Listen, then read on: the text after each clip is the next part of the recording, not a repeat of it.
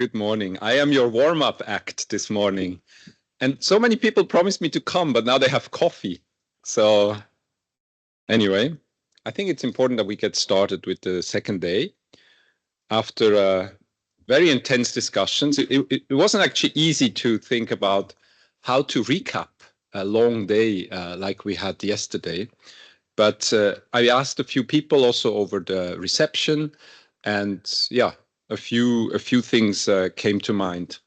And after me, Regis will also shortly talk about a new initiative, a collaborative initiative that's starting under GlobalABC.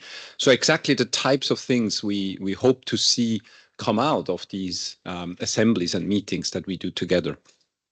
So just briefly, I think it was very much appreciated, the presentation on how different things fit together.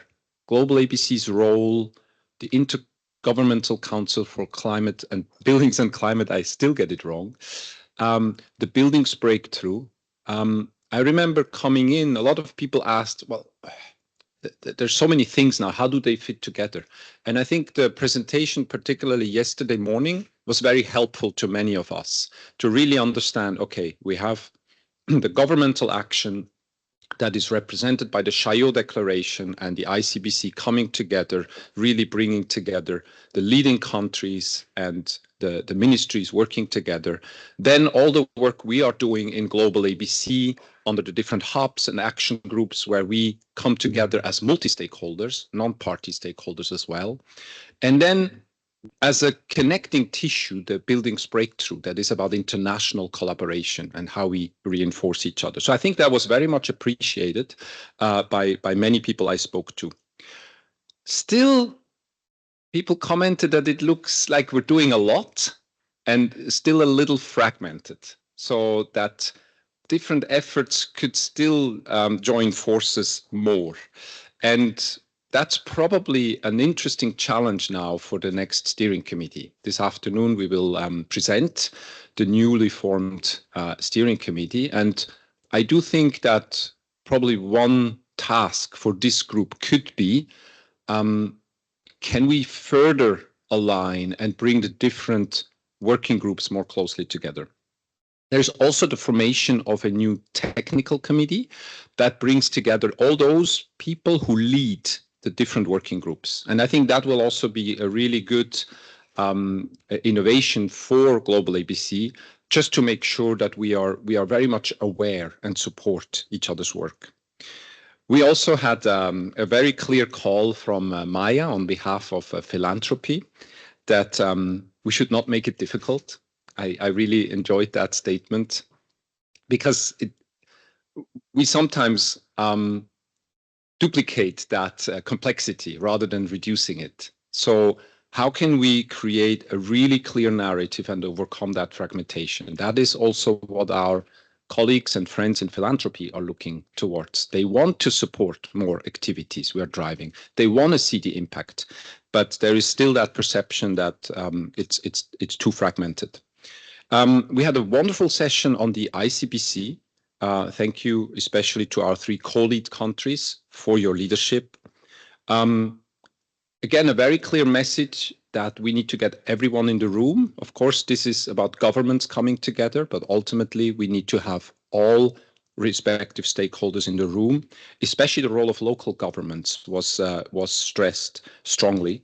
And also, interestingly, in the breakouts that we had later in the day, I think we need to continuously think, how do we reinforce actions at a national government level, local government level, industry level, that these 3 really come together and collaborate more.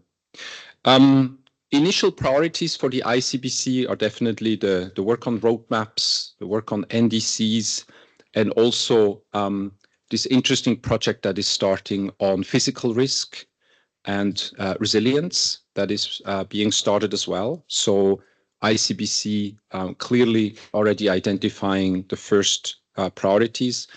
And Kennedy launched this interesting idea of a potential treaty on sustainable construction. So I thought that was a very interesting thought, and we might want to reflect a little bit more on that. Then we had the buildings breakthrough breakout sessions. Again, I think a very clear goal and action, near zero and resilient buildings to be the norm by 2030. What does that take? What will it take all of us to achieve that? And I think we've seen very good progress in the different working groups, the 5.5 priority areas, because one split in two. So it's also great to see that we are very flexible and we really address topics as they come up. But again, that question, how do they reinforce each other? How do the different priority actions actually mutually support each other?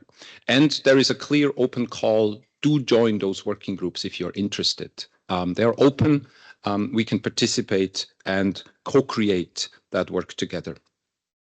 I'll close with the statement I got from one participant last night who said, yeah, it's all great, it's very systemic and holistic, but what are the 3 things we should all individually take away from these 2 days? So I think that's a call to all of us, that are there things we can say tonight as we leave, 3 things that I take forward, you take forward out of this assembly. I thought that was a really good reminder that, yeah, we have lots of discussions, but ultimately it's about each one of us. We can do a lot in our work going forward. So that's about yesterday. Thank you again for a wonderful day. And I look forward also to today's discussions, which will be just as intense and interesting. Thank you. And over to Regis.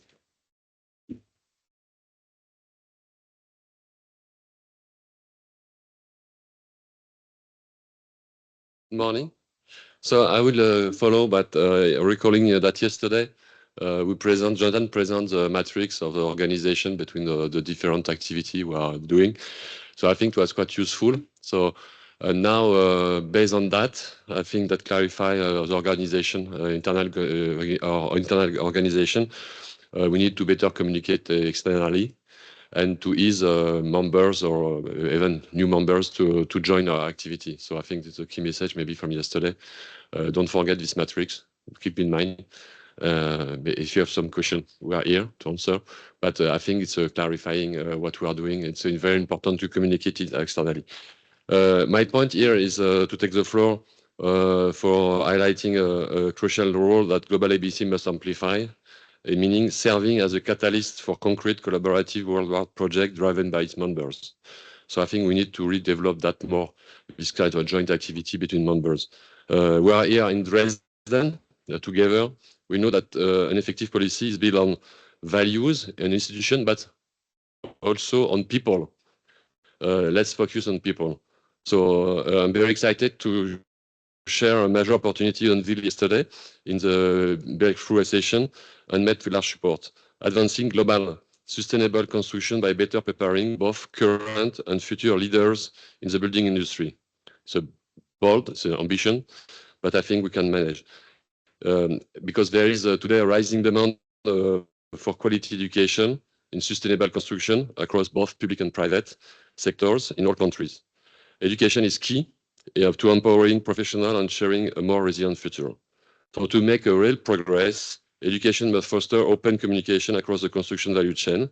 So that's our DNA here in the GlobalABC. Collaboration and understanding are essential. So I'm very proud, yes, because I facilitated that. So to announce the creation of this international extension school, partnership between the PFL and ENPC from Switzerland and France, alongside with UM6P Morocco, IIT Madras India, and the University of Cape Town, South Africa. So to be clear, the school will offer courses on sustainable construction covering materials, engineering, architecture, but as well finance and management. Course will earn credit. That means it's quite important because it will certify the capacity to have the competence and be delivered mainly online with on weekend session and final exams. So we want to that the school will partner with industry to connect academic content on the real world business case and ensure impact. So to increase access, making quality education accessible to everyone, the school aims to provide scholarship for Global South students and multilingual translation of all materials. That's on the paper. So it's not easy to have multilingual courses, but we'll try to do the best. So now, concretely, an MOU with UNEP should follow the support of the new steering committee for an opening, let's cross finger, of the International Extension School next year. So, EPFL and EPC have to work hard on that. So together we can train new generation of leaders to embed sustainability, low carbon and climate change resilience in every project. So I think that we can have a young leader program and as well a senior administrative program for ICBC country members. So now let's do it. Thank you.